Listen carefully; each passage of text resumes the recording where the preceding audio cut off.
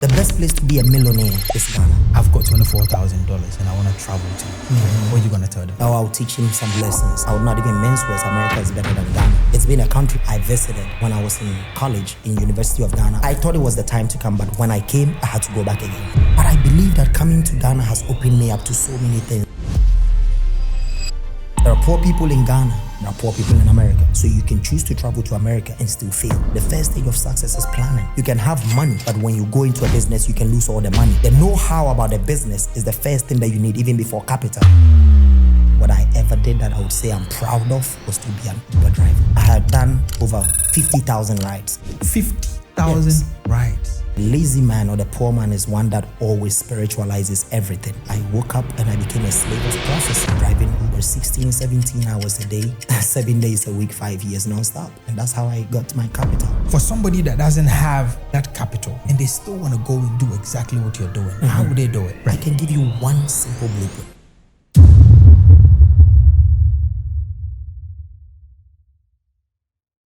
You're welcome to Connected Minds podcast. My name is Derek Abaite. So a few months ago, I met a man who had moved to the US, worked so hard, and then he returned back home for one or two reasons. The story was very inspiring to me, and I knew exactly the type of conversation I wanted to have with him on my podcast, Connected Minds. So I spent a lot of time planning how I can get him on the show. But luckily for me, we've gone through a lot of mutual friends and we've actually become friends as well. So the opportunity has come for us to sit and have an honest conversation about his life story, the business that he's running. Now, why do I think this conversation will be good for my audience? It's because this guy owns a real estate company. He also has a fleet of trucks that he runs in Ghana. He has other things that he does. And you see, the mindset is always it for me. And this guy has proven over the few months that I've known him that indeed he can sit in this chair and say a thing or two to my audience. Don't go anywhere. And as usual, if you make it to the end, I want to see that comment in the comment section. Remember, on the 29th of August at the British Council, Connected Minds, we are organizing our first live event, Complete Transformation of Your Mindset. Yes, that's what we're going to give to you. So if you want to make it there, reserve a seat, and I'm going to leave the details in the description and also in the comments. Now, let's run this with our guest of today, Mr. Laud Morgan. How are you doing, my brother? Doing very well. Thank you. Thank you so much. I must say, and I usually say this, that, when I meet people that I connect with, that I love their energy, I tell them, I think you're an incredible man. Thank you so much. We have spoken a few times, we've met a few times through our mutuals, and we've had a few conversations, but yeah, I like the way you are. Thank you so much. I really appreciate it. Yeah. It takes a lot for people to be honest about how they feel when they are around you, because aura is everything, And I must say that with this few time, the short time that I've also known you, you introduced it as friends, but I believe we become brothers. That's right. It's one circle. Right. That's right. Circle of friends right now. So I go everywhere and I tell people that, Abaite, Connected Minds is my friend. So I mean, you're a brother and a friend too. Thank you. Now, where do we start this from? It gets hard when you know the person before the conversation. So sometimes it can get pretty hard. Right. But let's see how this is going to go. Okay. My first question is, why did you move to the US first? I always tell people that we all grow up looking for better opportunities. Why would a man wake up in the morning and decide to sleep except he's lazy? So once he steps out there, then the theory is that he's going out there to fish or to look for bread and butter. In the space of looking for bread and butter, once he gets bread and butter, now he wants to learn how to make his own bread on the bakery. So I believe in the fact that every man that has a vision to create something big always looks up to a better option. Absolutely and 100%, I would not even mince words. America is better than Ghana. It's been a country that when I was in college in University of Ghana, I visited and I knew that definitely I have to live here. Then so when I was done with school, I felt like it was time to relocate to this country, and we all grew up with the fact that, or we all grew up with the truth that it is the land of opportunities. And absolutely it is. So I wanted to go grab the opportunity, and I did. How was life before you traveled? Life was okay. I really would be very honest. My dad is, I'll say, a middle class person. We didn't really struggle at home, but we didn't have it all. Where you could afford your 3 square meals a day, and then things were provided for you as much as it could be provided. So, but I still wanted more. I've always envisioned to look out and get more things. So I had the opportunity to go to Australia and America, but I'd already been to America once, and I felt like this is the place, and I chose to go there. You wanted more? Yes, I always want more. I am very content with what I have, but in that contentment, I still feel like I want more. What opportunity took you to the US? The first time was to visit. Yep. Yes, for vacation. The second time was school. How did you come by that opportunity? You mean the school? Yeah. So I did my national service back then, I don't know if it's still the same, it's called DVLA, License Office at 37. And once I was done, I remember that I did some good work, so I was rewarded. So I had saved some good money, and then I wanted to travel. I quite remember back then, the Greater Accra regional head of that place, when your national service is up, you have to go home. So I went and spoke to him when my service, because I found out a few people that we had worked with our service were being retained. And I felt it was a lovely place. Of course it was at that time. And I was like, can I also be retained? And then he was like, no, you are not getting retained. So that hit me. So when I came home, then I started asking myself, if I've gone to America once, then I can go again. What am I going to do if I go? I just finished University of Ghana, graduated. So let me try and see if I can go do my master's. Then I started applying for schools, and then I went. Okay, Lord. You know, today as we speak, right, a lot of young Ghanaians have the dream of traveling abroad. Absolutely. And some people save a lot of money to make that happen. That's right. How much money did you have to cough out to travel abroad? At that time, because I was going to school, it was my tuition that I had to make available and my living expenses that I was going to have. So at that time, I did not have it all, but my dad was also going to support. So my tuition was $24,000 back then. So that was to pay for my tuition, and then my living. $24,000. Master's degrees are expensive, and to get a master's in international relations in a school like Webster University, St. Louis, Missouri was quite expensive. Okay. You see, the reason that is important to me is because you're a pretty good entrepreneur today. Absolutely. Couldn't you have used that money to do something else? The mind was not at that stage at that time. Minds evolve and minds develop. At that time, my mind was not in tune to that direction. Right now, I would not. But back then, I like a quote in the Bible, and I'll be quoting a lot of biblical things because I'm a man of faith. So the Bible says, I remember reading that scripture vividly, and it said that Paul said, at one time when I was young, I thought like a baby. But when I grew up, I started thinking like a man. So at that time, I was thinking, I'm not saying it's bad, but that's where my mind was. Today, it will not happen. Are you the firstborn in your family? No. How many are you? I should be fourth. Fourth? No, I should be third. Yes. Okay. And had anyone been to stay abroad before at the time? Yes, I had my elder brother was in Morocco. Let's say that's the abroad. I'm just really trying to think how the family put that money together to say. The family did not really put that money together. I paid my tuition myself back then. My family did not. My dad supported me, but I paid my tuition myself, $24,000 back then. How old were you at the time? 24, 25. Wow. Yes. Today, if a young man comes to you and say, I've got $24,000 and I want to travel to the UK, what are you going to tell them? Oh, I'll teach him some lessons. I'll tell him you can make so much money. You see, that brings me to the story of one of my workers, who I didn't know that every day when I pay him, he's sending money to an agent to help him travel. And I just figured that he sent over $15,000. And I'm like, you are a laborer. How can you do that? So I called for him yesterday. I want to talk to him. Let me pump some wisdom into his sense. Maybe he's playing around knowledge. By this time, he gets some wisdom. And when he shows up, I'll tell him something good that no, you can do something better here. Opportunities are there, but there are endless opportunities here too. There's always room for development here. And I believe that if someone comes to me with that amount of money, I will be able to mentor them pretty well on how to make good use of that money rather than. So if I came to you today with $24,000, yes. I'm 25-year-old. Yes. What are you going to tell me to do? Get into some business. Okay. The first business that I'll tell you to go into, because I'm into real estate, is to start selling raw materials for building. Cement, iron rods, nails. You make money. You know, I always tell people money is in dirt.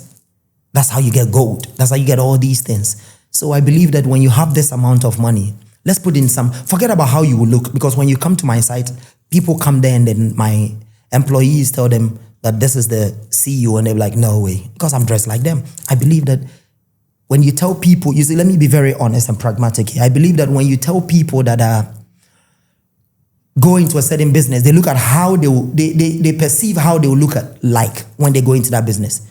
You know, we are, our minds are sometimes tuned to suit and tie. But if you see someone like me who has worked so many factories and who has been an Uber driver, and that's what made me who I am and all of that, I'll tell you that don't look at the outward, just go into that business. You see, someone will be like, oh, let's say I'm a beautiful girl and I want to be able to sit somewhere with an air condition with my makeup on and all of that. Sometimes it's not, that's not how it is. That's not how it works, you know? And I'll give you some businesses like I just gave you one of them. Okay. You coughed out $24,000 to travel. Mm-hmm. After university. Yes. What happened? Long story. After university, I could not get my money back. After I graduated with a master's in international relations, I did not do any job that fits that degree. Personally, I was not lucky. What I did, I started working factory to factory, driving Uber and stuff like that, which I believe will come there later. But then I am proud that I did certain jobs that I did. Even though today, if I look back and I am told that, would you take the opportunity of sitting in an office? I will say no. Maybe God did not want me to also sit in an office so that my mind will be closed with that concept. I had to be a free bird so that when I come out, I will be able to see the world at large. Why did you not get the office job? I mean, what was the challenges? I applied for a lot of jobs. Destiny did not let me. I graduated from Accra Academy. I didn't have no problems. I got my certificate. I graduated from University of Ghana. I didn't have no problems. I got my certificate. I went to Webster University. I have my master's certificate. But when I threw it in there, I was not getting it. And I'm proud. I thank God that he did not let me get it. And if it was destiny, I thank God my destiny was not aligned to sit in an office with suit and tie. Because, all right. Yes. So now you've applied for the jobs. Mm-hmm. You finished your master's. You've applied for the jobs. Right. You didn't get it. Yes. What was the next plan? The next plan was still work. Okay. Yes. The mind did not come to the realization of being an entrepreneur right away. Okay. What happened? It was still to look for jobs. Factory to factory. At what point did you start getting the job that you wanted? I've never gotten a job that I've ever wanted. The best job that I've ever gotten, besides what I'm doing now, was to be an Uber driver. Okay. How did that thought come in? I mean, I'll be very honest, and this is where everything starts for me. I know that a lot of people come in with theories of how to be successful and all of that. But I'm going to speak for myself. Yep. Because my foundation is only one, and it's God. I'll be very honest that in 2019, somewhere June, I went to a church. And if you don't mind, I'll say the name of the church. It's called Prayer Palace. And then I met the man of God, and he was doing his thing, and he called me out and said, you're going to be a good real estate person or a big real estate person in the future. I didn't have no idea. He spoke it in 2019, June. Like I said, he's called Prophet Emmanuel Ajay, and he's the lead pastor for Prayer Palace, where I go to church right now. At that time, that was not where I was going to church. I just went because, I just visited, and he called me out and said that you're going to do real estate in the future. And I was like, okay, that's it. We spoke a little bit about it. I met him personally. He told me how it's going to play out. And I was like, okay. So that is the God factor. And I remember that I still went back to America and was still doing my thing. In 2021, I happened to have a very good friend who is in Nigeria, who's very close to this man of God called Apostle Joshua Selman. And so once I visited my friend, we had sometimes like, you want to meet my dad? I was like, come on, let's go. I will meet you. I've been listening to him and he's full of knowledge and wisdom. I want to hear something. And when I went, you see, the Bible says on account of 2 witnesses, a matter is established. Then he also told me right in the face, the first day he met me, that you're going to go into real estate and you're going to do good. Wow. But this is the God factor. And so I do not downplay. I know there's a lot of here and there's about religion and stuff, but to be honest, I cannot take God out of everything that I'm doing. What made me is my faith in God. Absolutely 100. But I will break it down so that people know that it takes God, but it takes you as well. Yes, so the God factor I cannot eliminate. And you know, God blesses men through men. So he is the source and then he channels it through men to men. So I was a recipient, but God had to bless me through someone to reveal what I was going to do. In as much as I was told, I still brushed it aside and still tried to do what I want until I came to that realization that you have to listen to the voice. And I'm so proud I did. Okay, this Uber stuff. Yes. How did that come into the picture? Uber came into the picture again when I started realizing that I could not use the degree. And then I was living with my friend, my roommate, and then he was like, you know what, think about it. Because he was driving Uber. He was in the military, so he was driving Uber when he comes back home. After work, he would drive Uber here and there. I was working factories and stuff like that. He's like, bro, when I go out there, I make some good money. Why don't you try Uber? And then one midnight, I woke up and my inner man started talking to me. So all of these things that these men of God have started saying started hitting me. And then I was like, yeah, I think it's time. Let me try this Uber. And the best job that I ever did, real estate is the best thing I'm doing right now. But what I ever did that I would say I'm proud of was to be an Uber driver. Why? That is where my blessing started. Okay, talk to me. Yes, so I remember that after that prophecy, I was like, okay, again, let's be very pragmatic. I am talking about myself and how God has been to me. So I want it to come from me, and this is how I'm living my life. So now it was time to channel what to do. So like I said, after I went back and did a few things that I wanted to do, my friend talked to me, and then I was like, okay, so I remember that I had only $2,000 back then. And then I could not even afford a car.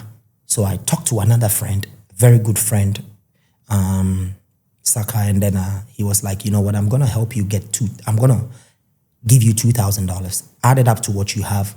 Let's go look for a car for you. Wow. And I was like, wow, that's good. But he was like, remember, he's a brother. I love him. And he's like, I'm going to go to Ghana in December. I'm giving you this money in September. I would need that money back. This is how I'm going to travel and all of that. He's been real, but he's been real and honest. Even though you're a brother, please, when you work, pay me back my money. And I was like, I promise you, when we get this car, the first thing I'm going to do when I start driving Uber is to pay you your money. And I did pay him a month right after I started driving Uber. In less than a month, I paid it off. Yeah. But why do you say it's the best job you've done at the time? Because this is what made me. Someone sat in an office, someone had the opportunity to be a cybersecurity analyst. I tried certain jobs. I did a lot of certifications. I tried certain jobs like being an SAP business warehouse analyst. It didn't work out for me. How many years did you do Uber for? I did Uber for maybe 5 years, 6 years. You see, the last time I checked Uber, I had done over 50,000 rides, and it's still on my phone. 50,000 rides in a period of what, 5 years? Yes, if you get me my phone right now, and I'll prove it to you. Wow. Because I was not driving only Uber. So it's a combination of Uber and Lyft. This is how I was making it. Back then, right now, when I went to America now I go and spend like 2 weeks and I come back. And when I visited, I realized that they changed it. I didn't go drive it, but when I take Uber, I tell the people my story to inspire them. And then they were like, now you can't drive those many hours, because I was driving about 16, 17 hours a day. And now you can only drive Uber for 12 hours. But back then I had one phone with 2 different apps on it, that is Uber and Lyft. So I'm waiting for whichever is going to send me a notification, and I pick it. And I also check the money. So at the time, how much could you make in a month? From year to year, it varies. It did not take long till, and then COVID hit. And COVID is when I made some good money, because now I had to switch from taking people to delivering food. So yes, that's when I made some money. So in my first year, I made like about $106,000 to $107,000 in 1 year. And I did not make it because I was given a prophecy. Neither did I make it because there was a man of God praying for me. God had already revealed a plan. It was about my ability to put in the hard work. So I always tell people that once you receive a plan from God, the rest is up to you to make it happen. He's going to help you, but when you go to bed, you're going to be poor. It's usually I tell people that the lazy man or the poor man is one that always spiritualizes everything. I woke up and I became a slave of prophecy. So I was working like a Hebrew slave, driving Uber 16, 17 hours a day, 7 days a week, 5 years nonstop. And that's how I got my capital. To come back to Ghana. Yes. But before we talk about that, right. It's just in my head, I'm thinking, at the time when, you had a job, you were doing this Uber, was the thought to remain in America? The thought has never been to remain in America since the time I landed in America. It's never been. Okay. The thought has always been. I always tell people that there was a girlfriend factor, so the thought has always been to come back. Right. As young as I was back then, that's how I was thinking. Besides that, too, I say that God created me and God made me.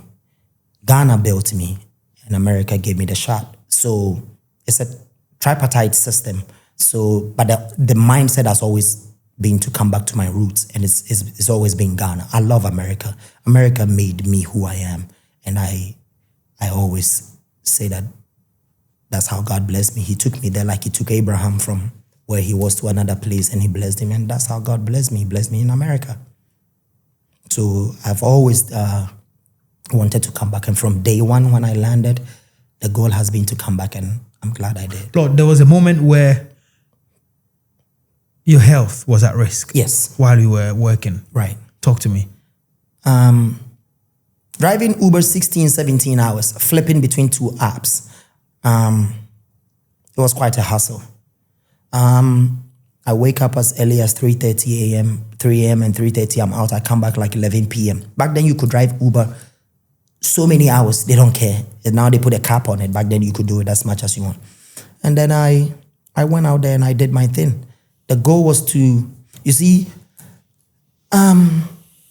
one time I was thinking about what I can do when I'm making so much money. So I started seeing the thousands of dollars coming, 2,000, 10,000, 15,000. And I have one person that I've listened to, Honorable Kennedy Japan. I've listened to him all my life. My wife will tell you point blank that when I wake up in the morning, I'm looking for his videos to listen to. And then one thing he talks about is saving. He's someone that I listen to and pick a lot of. I met him and then I told him that, some of your fundamentals has helped me a lot. So all that money that I was making, now I was thinking of what to do. Because if the money is in your account, that is not wise. You need to multiply that money, and that can come only through investment. I don't believe in investment where the turnover is just pennies. I put my money in the bank and then invest it in some little investment, and then at the end of the day, I believe in put it in is something that will generate me some good investment. So I thought of, why don't I go into agriculture? And I was like, man, with agriculture, I need to be back home. At that time, I was willing to come, but I was not ready to come. It's a big difference. So thinking of agriculture here and there, and then I chanced on the fact that a friend that I spoke to said, why don't you think about trucking? And I was like, trucking, buy trucks, tipper trucks, and then bring them to Ghana. And I was like, oh man, back in the days, I bought this bus, we call it trotro, and then this drivers messed me up. So it's like, man, trucking is different. You make good money. Again, the human factor. So I listened to him, and then I decided, let me give it a try. Now, who's going to buy me the truck? The truck is in China. This man sitting here is in Alexandria, Virginia. I don't know anybody that's going to help me get a truck. I jumped online. Again, And this is not the God factor, this is you. And then I jumped online. I started thinking about how I can, started doing my research. And I found out how I could get it through someone. And then I found one honest guy, and he's always been a friend to me. I've never met him, I've never spoken to him on phone. But once I send him my money, my truck is here. An angel in disguise. So then I was able to bring these trucks to Ghana year by year. And yeah. Let me stop you here for a minute. If you've been watching this show, I want you to subscribe and become part of the family. We are on a journey of changing the lives of people on this channel. And we appreciate you for being here. But if you haven't become part of the family, connect with us. Hit the subscribe button. Now let's carry on the conversation. So what happened to your health at the time? Yes, back to the health question. So driving all those hours, at one point, I started feeling dizzy because I was not getting enough rest. But the goal was that I need to come to Ghana. Let me say, because a problem that most of the youth have here is not because they are lazy. Let me tell you, being very honest, the Ghanaian man, when he travels outside, works like a Hebrew slave, just like I did. We work so hard, and we try to stay out of trouble. The Ghanaian man or woman, when he travels, so what is making them work so hard is the benefits. That is their wages or their salaries, the monies they are making. So I was making good money. I didn't see the reason why I had to stay home. For who? For what? Nothing. My friends were also working hard. And so I was working so hard, and eventually it would affect your health one way or the other. I was not thinking about that, which was unfortunate. Right now, I would think about it. And one time I woke up and my left hands and my left leg was numb. It was in the afternoon, and when I hit it on the ground, I hit, so I felt like it became very hard. Wow. Luckily enough, it didn't run to my mouth. You should have brought a little twitch, but yeah, that's how it affected. And from sitting, so when I recovered from that, from after about a year and a half later, getting to 2 years, I started having a bleeding and all of that because I've been sitting for too many hours. And so the doctors were advised, I still did not listen, which was very bad, but I should have listened. But those are all learning curves. I was lucky to get healed from them. But maybe someone may not be able to. But again, I was writing my destiny code. So I was working all those hours. What did the doctors think it was? Well, a lot of them, which they were not that severe. All of these things were coming up because of stress. I've always said one thing. I believe that a lot of destinies are connected to mine as much as everyone. I cannot fail my generation. I cannot fail people. So let me sacrifice myself, not to sacrifice myself to kill myself or die, but to sacrifice and live. Then other people will see me as a living epistle of exactly what I want to be. You know, for someone who was able to raise $24,000 to travel abroad, in Ghana, you are quite daring, eh? Yes. Back then I was doing my national service, and my boss back then liked me so much. They call it so many things, but I worked so hard for it because back then I remember that when you register, there's an amount of cars that we can do in a day. Maybe let's say, I don't remember, but let's say we have to register about 50 or 60 cars, and by 3 o'clock we are closed. Now everything is computerized. Back then we were writing it in books. I could stay over and work. And then sometimes my boss was also a hard worker, Mr. Corte, God bless him wherever he is. And he could pile up all those files so long. I'd be like, man, are we come to register all of this? But you see, there's one thing that I always tell people. Value is what is rewarded. So when you show people your value, they will reward you. So I would not go home until the last car is registered. So if the national service personnel has to close at 4 p.m., I was closing late. And then I'll make sure that I sit and finish it. And they will reward you. And then as much as I saved, I was also having other things that I was doing on the side, doing passport for people, birth certificate, all of that, helping people. And I was saving all of that money. And Because you had dreams of traveling abroad. Yes, and I did not spend. I am not a spendthrift. I believe in the power of savings. And I had some good amount of money, XY amount of money. And that's what helped me to travel. So then the time comes when you decided to come back to Ghana. Yes. Talk to me through that decision making. I mean, like I said, right there when I knew that real estate is a thing that I wanted to go into, I had to create a means or a source of income. You want, real estate is quite expensive and it takes a lot of money. So as capital, so you need a continuous flow. You need a continuous cash flow. So a continuous source of income. So now bringing the trucks was a good thing. So now they are bringing me my daily sales. And then they are bringing me enough money to pump into real estate, which of course cannot do it, or you also have to outsource. And so at that time when I felt like, okay, X amount of trucks are in Ghana, I'm looking at my bank account and it's smiling at me and I'm smiling at it. And I've saved something little to, whatever I saved, I bought the trucks with them. I did not spend them. So when I was coming from America, I really didn't have much, but I had much in cities here. So I felt like this is the time to come. And it was the time to come. But when I came, I thought it was the time to come. But when I came, it wasn't the time to come. Okay. So when I came, I had to go back again. Why? I bought a land in East Legon Hills. And then when I bought the land in East Legon Hills, I remember that I was home one day. I had come home and my wife came to me and she's like, I met a man who said he was looking for, the man was looking for my wife and she didn't know why. So she went and spoke to the man and the man was like, there's a land here that is being sold. So if you know anyone that can buy it, let's sell it to the person. So she came home and she's like, Annie, I want to talk to you about something. I said, what is it? She said, I remember I was lying in bed and running from pillar to post trying to see what I can do by starting real estate, because this land is in East Legon Hills, the one that I bought. But the one that I'm working on right now, I'm doing my project on right now is in town more than what I already bought. Right. So it's a good opportunity. Real estate is all about location. So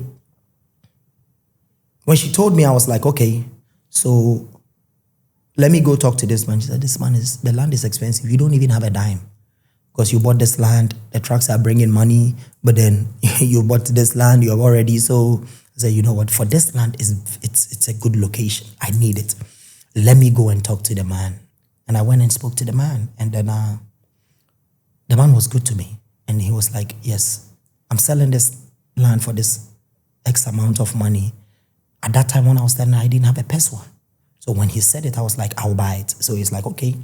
We talked about it. We talked about the price and it was very good. He brought it down a little bit. And then when he found out, we were very cool people. And then we're young people me and my wife, so trying to start something good. So she's like, he was like, okay, I'll sell it to you. But now that we are done talking, when are you going to pay? I said, I don't have a penny. It's like, so how are you going to pay for the land? And I was like, oh, give me some time. Can you give me like 6 months so I pay for the land? And he's like, oh no, I need cash. I've also moved from the UK here and I need cash. I was like, I promise you, if you give me 6 months, I'll make that money. I didn't know how I was going to make that money. Because remember, Uber is not what it used to be anymore. It's dead. I remember one time I picked a guy who gave me $1,000 tip. I don't know if anybody's going to get that right now. My friends who used to do it as part-time jobs will tell you now it doesn't fetch that amount of money. So because maybe there's a lot of drivers now, I don't know. So Uber was not even an option to go do it. So I told my wife that I've spoken to the man and he's agreed that I spread it for 5 months, 6 months and do not fail him. So when I came home, my wife was like, so what are you going to do? I said, okay, just give me. So I like doing things in the night. So I woke up in the night and it was evening in America and all of that. So I started sending messages to my friends. Do you know any good job? Do you know a good job? Let me know so I can come. But I've already talked about the price of the land. We have done our negotiation and everything is clear. But now how to bring the money to buy the land. And so I had, lucky enough, I left those messages and went to bed. I woke up and then a friend had texted me that I know a very good job. And this good job was to work in a psychiatric hospital where you can get, in fact, I was beaten up several times. And I was like, okay, I think I want to do it. It's like, are you sure? It's like, yeah. And I made that money because when I went there too again, forgetting the fact that prophecy has landed. I went and worked like a Hebrew slave. I worked like 16, 17 hours every day. So you left Ghana? Yes, I went back. I came. Ghana was the destination, but the timing was not right. So I had to go back again.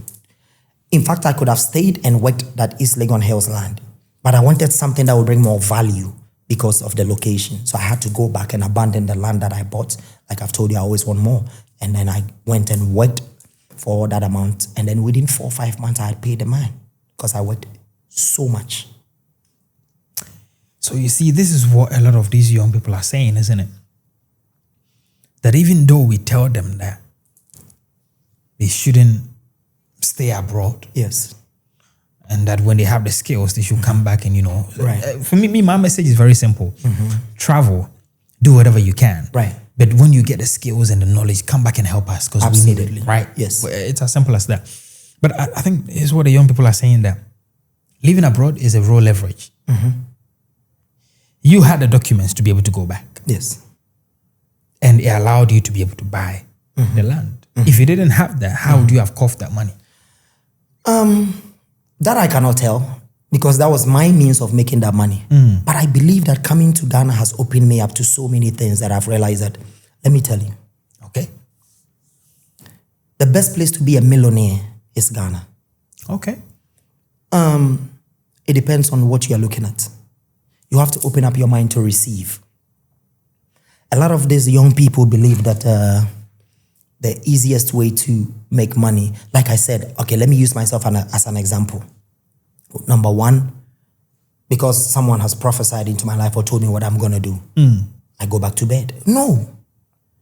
If I could raise $24,000 whilst I was in Ghana, I could raise any amount of money. It depends on what you want to do. You want to be in suit and tie? Easy. I came back to Ghana, like I said, even before that, before all of this dream of moving to Ghana came, and I failed. Okay. I came and started a travel and tour, and I failed. Fear the man that says I've made it all but has never failed. I failed. And I'm proud I failed. So you should not fear failing. Failure is part of success. It's also on the way you're going to meet it. So my point is that I would have found a way to raise it. And there are so many ways you can raise it. Yes. There are so many ways you can raise it. It's not always about being in suit and tie. It's not always about sitting under air conditioning. There's so many people making money in the dirt. And you can make money in Ghana easily. I'm making money in Ghana more than I made. I forget about these trucks that I brought. But if my truck, the amount of money that I've put into these things, my trucks are providing less than 50% of that. Right. So how are you going to be able to do it? You see, that's the question. Don't rely on the fact that maybe you've heard a man of God tell you this or someone told you want to do your research. Dig deep into what you want to do. Then I believe you can always do it. The mind is made. We are not using a huge amount or percentage of our minds. Not even 5%. Yes, we are not. Not even 5%. And you see, what you open up to, you receive it. So there's a lot to be made, but we are being groomed in the theoretical way to go to school, graduate, and then sit online and then start looking for jobs. You definitely listen to Honorable Kennedy. I do. You definitely do. Yes. A lot of the things you see, I'll tell you, I would not lie about the fact that besides what I had heard from the spiritual side, Wademaya played a very huge role in making me come to Ghana. And everywhere I sit, I tell the whole world that even though I was ready to come I was willing to come to Ghana. Was I ready? But I listened to Wademaya like I was drinking my tea every morning. And I listened to Honorable Kennedy Japan like I was reading my bedtime stories. So Wademaya helped in bringing me to Ghana. But then when I'm here, principles that I'm applying by is Honorable Kennedy Japan's principles. That's it. So you have to understand these things. There are principles that apply to you being successful. Are you ready to incorporate these things? If not, then it's not gonna work for you. And like I said, there are poor people in Ghana. There are poor people in America. So you can choose to travel to America and still fail. Regardless, I have friends that are failing, and they are failing forward because I've seen a lot of people drive 100 miles in the wrong direction.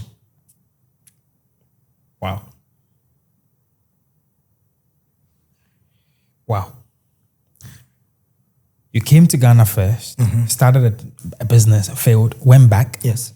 Came back again, saw a land you needed, didn't have the money, went back. Yes. Then you came back again. Yes. Since you came back again, have you gone back again? Now I go for vacation. No. I mean, go back because you needed a bit more cash to do something else. You haven't. I have Great. not. So now, staying in Ghana and being part of the community here, how do you see it as for someone who has come from the diaspora? I mean, let me be very honest. Life is not fair and it's not going to treat you fair. Okay. Wherever you find yourself, like I said earlier on, there are rich people in America and there are rich people here. Yep. There are poor people in America and there are poor people here. Like I said, and I always say, driving Uber made me meet a lot of homeless people. I drove in Washington, D.C., the DMV area, because that's where I live, D.C., Maryland, Virginia, and you see a lot of homeless people. Not even as much as you see even in Ghana. So when I got here, my mind was ready that you can fail here as much as you can fail in America. Like I've always said, I wanted to come back. So once I landed, I knew that it was time to re-strategize. Put things pen on paper and then try to map up what you want to do. That's the first thing. The first stage of success is planning. And then once I was able to sit down and start planning, now once I'm done planning, I have to start looking for the means to make the plan work. That's how it is. So it's like a switch or a socket. You have the plug, you have to put it in. But how to do it?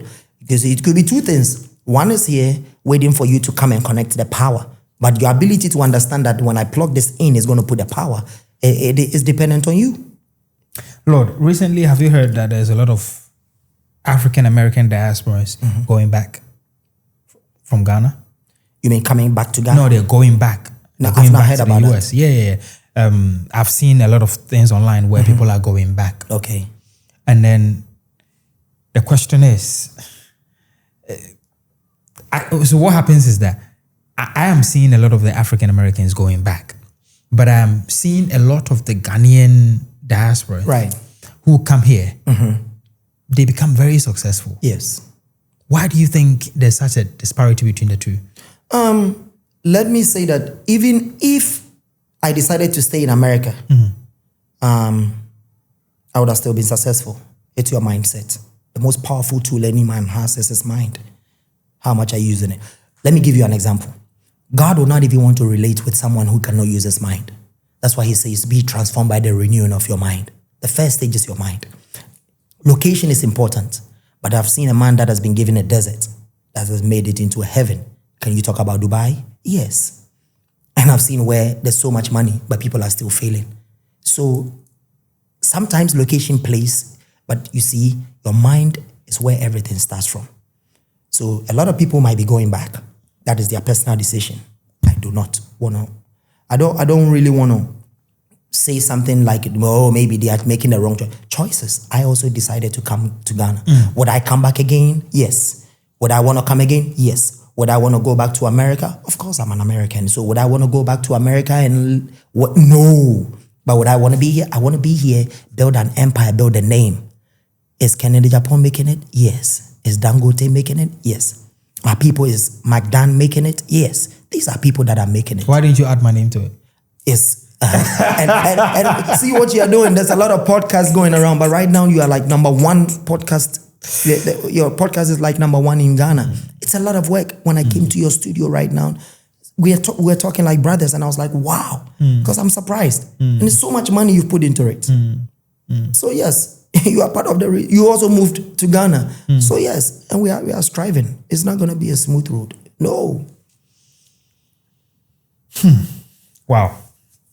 I'm just touched by, out of this conversation, what's really touched me is the fact that a young man was able to raise 24,000. Now today, when I hear that somebody is traveling out of the country with even 10,000, I'm like, whoa, that's a lot of money. That is, it keeps ringing in my head. Right. But I think you did fantastic. I think you did amazing. Now, real estate. Right. I know it was prophetic. It was, but you could have decided to do it in the US. Did the prophecy say that come and do it in Ghana? No, it did not. Okay, so why didn't you do it in the US? Everything that I've dreamt of is to start something in Ghana. Right. This is me. I could have chosen to do it in the US in a different way. But I chose to do it in Ghana because, let me tell you, I have 42 workers right now. Out of the 42 workers, I've employed first class students. I've employed second class upper students. So I believe that this is where we lack a lot of opportunities. So if people like me can open up something, employ people, feed. You see, that's how I'm also trying to give back to the community. All these 44 people every month depends on me. How they'll feed, how some of them, let's say each one of them has 2 kids. That is 44 by 2. We are talking about 88. We are talking numbers. We can, let's say 3, you're married, and most of them, about 35 of them are married. Okay. And then they have kids, 1 or 2, their wife. So like 100 people indirectly are depending on me. And this is a way that I'm also helping my country, you know. And then if I get a chance to help America, I would.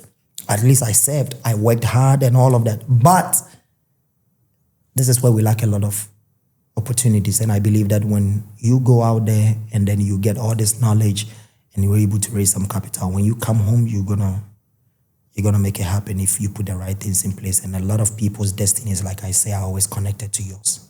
Open up yours and theirs will open. You'll be like a stream that many can drink from, but you will not run dry. I get asked by a lot of young people, how do I get into real estate? And that question is always, for you, we understand. You know, you traveled abroad, you know, you had some money, you know, from the work you did. When you came in, the opportunity you saw, you didn't have the money, so you had to go back, and then you came back again. So your capital really came from your work abroad. Yes. Right? Yes. For somebody that doesn't have that capital and they still want to go and do exactly what you're doing, how would they do it? I can give What you would be the one blueprint? I can give you one simple blueprint. Okay. Start like a realtor. Start raising like a realtor. I know people that started just as realtors. And then once you start, you see, when it comes to starting everything, it's easy. Maintaining it is hard. Okay. So you want to get into real estate. I have gotten into real estate. It's not an easy thing because in Ghana, we don't have the support system where maybe, let's say in America, I could have gone for a loan with 3% interest. Here, your loan is about 30% and stuff like that. It's going to drown your business. Start small. I didn't start small. I started big. My current project is about $1 million. And I started big. It's coming from me. It's draining. Even sometimes I wake up and I don't have a dime on me. If you're into construction, you understand. Because building is such that, I'm telling them the truth about real estate. Building or real estate is such that sometimes when you're a new company like mine, people do not have that, trust and all of that. So you have to build to a certain point. Because a lot of people have been duped and a lot of things have gone wrong when it comes to the real estate sector in Ghana. So you coming in, you have to build a name that people can trust. So at that point, it's hard to even sell and all of that. So if you want to get into real estate in Ghana, my strategy or my way came from divinity to humanity through hard work and all of that. Yours might be in Ghana. You want to start real estate. Go into being a realtor.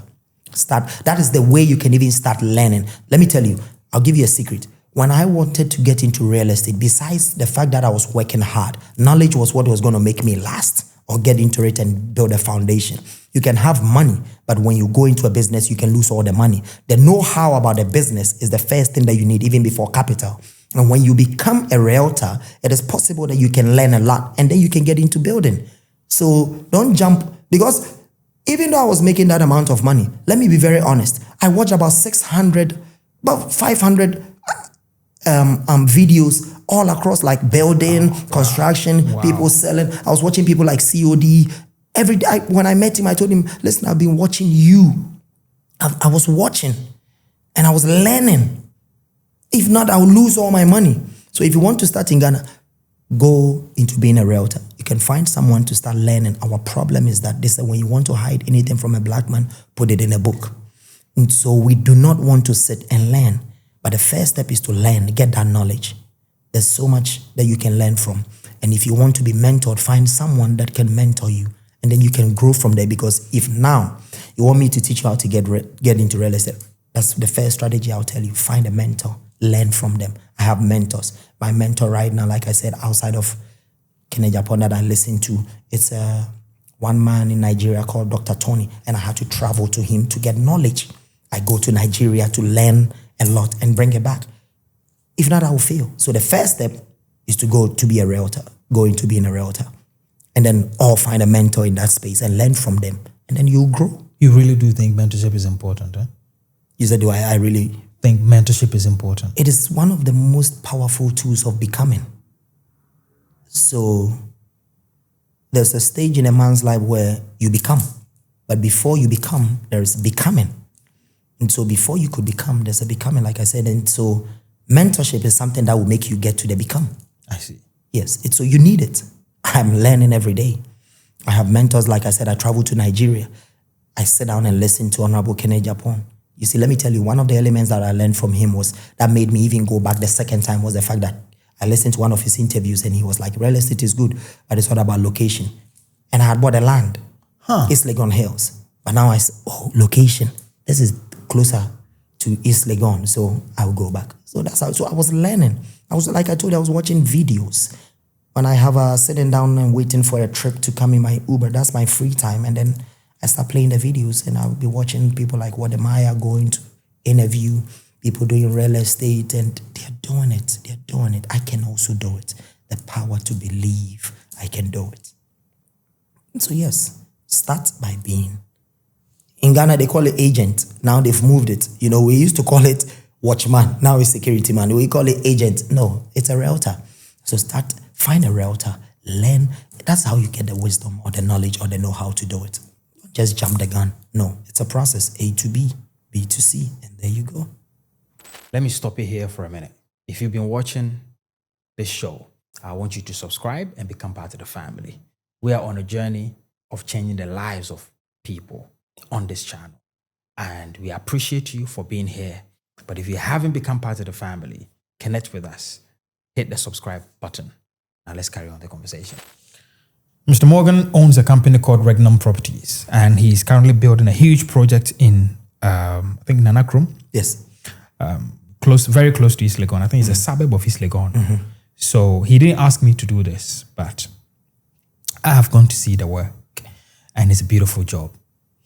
Yes. Thank you. I'm going to put the details in the description. Thank you. I like men who are honest and you can trust, you know. Is there anything we could have spoken about that we haven't? Like I said, my values, and then the first value that I said was God. Yep. I'm trying to give hope. My goal right now is, out of this interview, people will get hope and understand the fact that you can become who you want to become.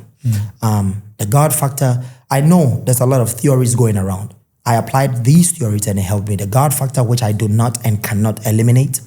After that, don't go home and sleep. No. If you see the vision, you should look for the direction. And so a vision that is going to be realized comes with a direction. And so after the God factor, it becomes the hard work factor, which I spoke about, the 17 hours. Now it became a norm, 16, 17 hours working a day. If you cannot do it, do as much as you can. You come back and thank me later. And then learn the principles of savings. Don't spend anyhow. Don't spend because there's so much. No, invest into something else. Sometimes I get sad when I see young people buying things that they are not supposed to buy just because they want to impress somebody who is not even relevant in their life. And so it's making us live in a competition.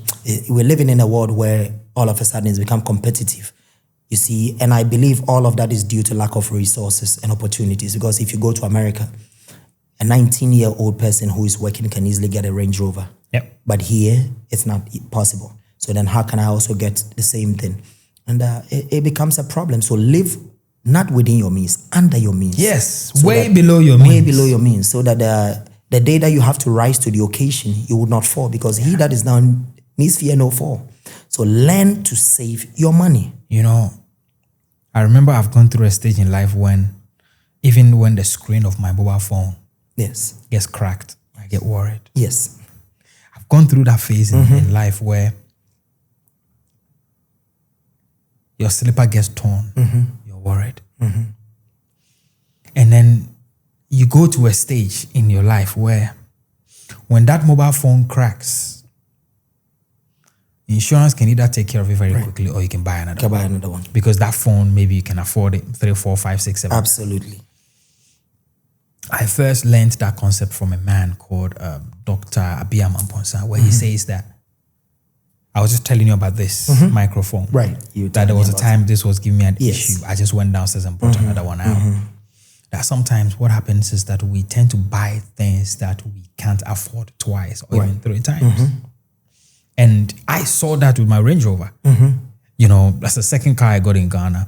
And then I realized I keep maintaining that car because it's a luxury car. And it's one of those cars that if you can't maintain it, you know, at the same time when I got it, I knew people who had the same car. Right. A year after they couldn't. And I've had mine for like 5 years. Right. So sometimes this really happens where people buy things they can't maintain. Right. Or things they can't afford twice. Right. And that's where I learned that concept from. You see, I was telling a young man the last time who came to my office that he wanted me to mentor him, and I said, okay, I would. So after listening to him, I'll give you the chance to tell me who you are. I told him one thing: do not fast forward life. You see, life is like doors. At every stage, when truly you are meant to enter, it will open for you. So there is a door to each stage. If you force a door open and you are not ready to go in, built mentally and built maybe physically or whatever, you are not ready. You can force a door open, but remember the prison also has doors. So there are people that have opened doors forcibly and now they are imprisoned. But if you build yourself and you build your value to a certain point, the doors naturally open and it stages. So once the door, you know you are... If I right now want to afford a Range Rover, it's easy. I can. But would I? No. So you have to understand the concept of the fact that life is about doors. Do not force a door that you are not ready to enter. Don't force it open. It can open for you, but when you open, remember the prison has doors. You can become a slave of your own action. So someone says, oh, I want to buy a business class ticket, first class ticket. Check if you really have the money. Do not buy it and what we call the outside gentility home cry. You come home and you start crying. No. So make sure you build yourself, build your value, and these doors will open for you. Right now, my value is at a certain stage. Certain doors will open, but it's not gotten to a point where certain major doors will open. I have to still keep building my value, and those doors will naturally open. You see, there's a quote that before we started, I said that it's very important to me that I keep in the Bible, and it says that men will come to your light, but kings will come to the brightness of your rising. So kings don't just come because you have emitted light. They come to the brightness of that light. And so if you force yourself to open a door where you are supposed to meet a king and you are not shining to that point, you will not even know how to have a conversation with that person. Yes. So a lot of people meet their destiny helpers, but they don't even know how to relate with them because they've not built themselves to that point. That's how it is. Fantastic. Remember, on the 29th of August, if you haven't reserved your seat, all the details are in the description. We're meeting at the British Council in Accra. My Kumasi and Takrady people are, and Suyani and Tamale people are asking for an event as well. There's only one of me, and the team is so small at the moment. But let's finish the Accra one, and then we'll think of the rest. My next question is motivation or discipline? Discipline. Okay. If you had said motivation only, I would have said cha. But yes. I would choose discipline every day. Like I told you, the power to save, it comes from discipline. I was driving Uber. There's no supervisor. You work your own hours. You are your own boss. You're going to make how much you want to make by yourself. So what are you doing when no one is watching? So I would say that motivation stems from discipline. Right. And so what are you doing when there's no one watching? Are you working hard? A lot of these people that sometimes you go into these government agencies, they just sit aloof because there's no boss. And some people too, when there's no boss, that's the free day. No, what are you doing when no one is watching? So discipline will take you far. Motivation can take you this far, but discipline will take you thus far. Awesome. What's the best advice you've received? Ever since I was born, or when it comes to business? The best advice your entire life? Well, the best advice, I would say two. The first one, I would say, be honest in all your dealings. That is what I'm facing with when it comes to starting business here. Okay. I had to, at one point, I had people that I had to fire because they have no honesty. So one thing that will take you very far is being honest. And then the second most powerful advice, which I abide by, is build a lot of relationships. Relationships are powerful means of leverage more than money. When you are putting in a lot of relationships, they open doors. People are currencies. Relationships are currencies. And they are more valuable than money because they will make you so much money and open so much doors for you. I concur. It's beautifully said. Beautifully said. Thank you. Somebody asked me the question. So after all the business and how busy you are, how do you still get time to do this podcast? And actually, why do you even do it? And I said, well, there are so many reasons why I do it. But one of the reasons why I am also doing it is social credit. Right. And it sells. Part of relationship. Yes. A very important tool. We've spent about 2 hours today, apart from the hours we've spent speaking. Right. But if I didn't know you and then you sat in this seat, when you came in, we've had a chat. We've had a chat. As soon as I take that number, we start talking, you get to know who I am, I get to know who you are. The next thing somebody calls me, I need, have you got Morgan's number? Send it to them. If I need to do something, I know you're very good at that. So I need workers to do some work for me. Right. I can contact you. Absolutely. And so that's one of the reasons as well. So I definitely agree with what you're saying, that people should build relationships. Yes. And be honest. Yes. I've had people in this seat, they've said this so many times, but they're still stealing. Even me, they're still stealing from me. Right. It's just, but hey, the point is that my lesson in Ghana so far is every man given the opportunity will steal. Yes. That's my lesson in Ghana so far. Every man given the opportunity will steal. If you have a young man that has a wife and 3 kids and they come to your shop and you have 10,000 cedis right there and they are working for 6 hours and there's no supervision and the kids are struggling at home, they will take some of the money. Yes. Because even you pushed hard enough at that stage might. So I don't know. It's a difficult terrain to do business. It is. I'm going through it right now. Like I told you, I'm going through it right now. Yeah. I had it's all boiled down. It all boils down to honesty. You see, honesty is, I would not sit in this chair and start talking theories. Let me talk practical a little bit. Let's be honest with ourselves. I listened to Honorable Kenneth Japan one time, many years ago. This is like 2008, 2009. He said that a black man is naturally born bad. Oof. And sometimes you ask yourself, why is it supposed to be so? When I was driving Uber, the people that gave me a tough time, I don't want to talk too much about race. It's my own people. I was beaten up several times for being a driver. And I had people spit in my face and all of that. And it came from my own people. Yeah. Sometimes I feel like we should sit down and analyze the fact that given the opportunity, if you were to be in the person's shoes, would you do the same thing to yourself? Why steal? Why take what belongs to someone else when it's not yours? Yeah. And so, yes, and it also comes down to lack of resources. But again, we will not use that as an excuse. The most important factor is discipline. Yes, 100%. 100%. I remember being chased a few times in London. Yes, it was my people. Yes. But hey, they're still good in us. We still love our people. Yeah, no matter what. I've met some wonderful people since I moved. One of the biggest blessings I've ever had was to move to Ghana. And I've met so many wonderful people. At the same time, I'm still meeting bad people. Yeah. I mean, we're everywhere, right? I was telling my team, the podcast team, that I have employed a lot of people in Ghana. But this current team I'm working with on the podcast, I sat at the table with them and I nearly cried. I said, you guys are amazing. Yes. And I told them that what you're doing to make this whole dream a reality, right?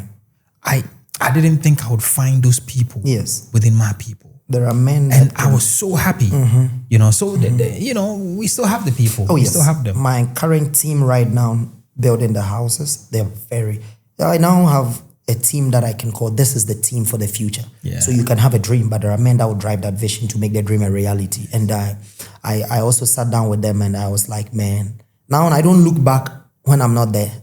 When I was starting, I was still be like, what are they doing? But right now I have. So those are also forms of destiny helpers. When you have competent people, because you can have someone that will be a truck driver and will pick your truck and run it and mess it up in a day, and you have someone that can have it for years. So I am blessed to have those kind of people in my life too, and I believe that how you treat them also matters. Yes, you have to treat them very well. Yes, when they give their all. Yes. Can you recommend a book for us? One book I would always recommend. The last time I read it, I would say, it said How to Win Friends, to Make Friends and Influence How People. to Win Friends and Influence People. Dale Carnegie. Yes. Beautiful book. I believe in relationships. That changed a lot of things. Yes. For me. Yes. I have it in my office and I still read it. How to Win Friends and it will tell you people. To be approachable, smile. Yes. Yeah. I read stories where people had issues with their workers and how they resolved it. And I'm using it today. Sometimes when all I have to do is sit down and eat in the same bowl with them. And it's like, a whole CEO, so that means we also belong. Yes, you belong. Awesome. It has been an amazing conversation with Laud Morgan, the CEO of Regnum Properties. I have enjoyed this conversation. It felt like, one of the regular conversations we usually have, right? But this time on camera for everyone to also learn from the powerful mind that he has. My name is Derek Abaite. If you were not connected from the beginning, I hope you're connected now and stay connected. I'm out.